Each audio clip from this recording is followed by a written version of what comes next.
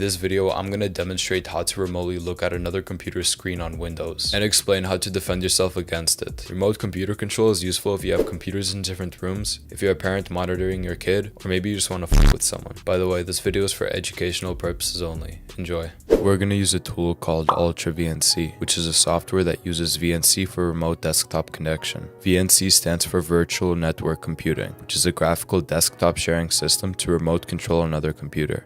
So here I have VNC pulled up, and now we're going to have to configure the client. In case you didn't know, the client is the computer that you want to connect to, and the server is your computer. So we double click on WinVNC, and first you want to set a VNC password and a view-only password. So I'm just going to make both of them 1234.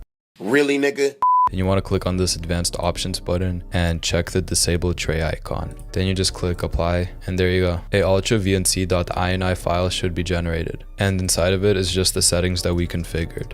I'm going to put all the files that are needed for the client inside of a folder. I'm going to call it client and just place WinVNC and ultravnc.ini inside of it. Now for the client, we're going to use a reverse connection to give us the VNC session. If you don't know what a reverse connection is, watch my video about it. I'll throw it in the cards above. So the commands that need to be run from the client side are winvnc.exe-run and also winvnc.exe-connect, your IP for example, and the port that you're listening on. So what we're going to do is put this in a batch file to automate it. I'm just going to say main. We have to change the file extension to .bat to make it a batch file. Now right click, edit, and we're going to start with @echo-off, winvnc.exe-run, and then the next command.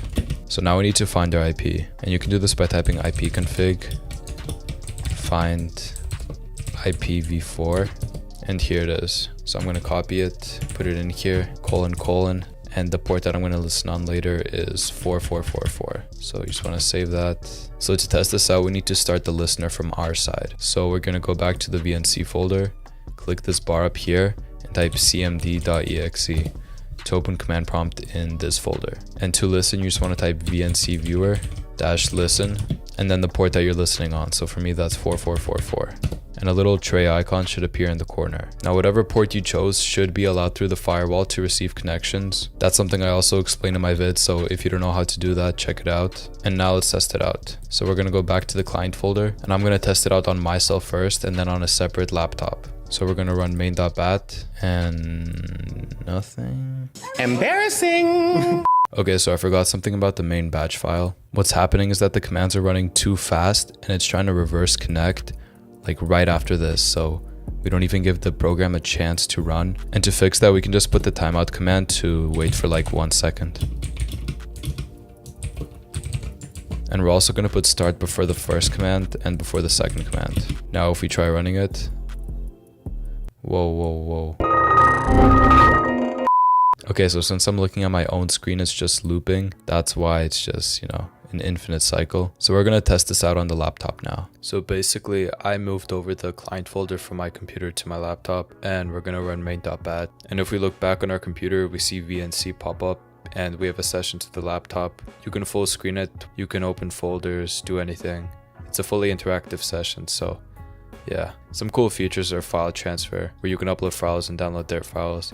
It's just not working for me right now since the client is Windows 11 and I'm Windows 10. You can start a chat box where you just send messages, receive messages.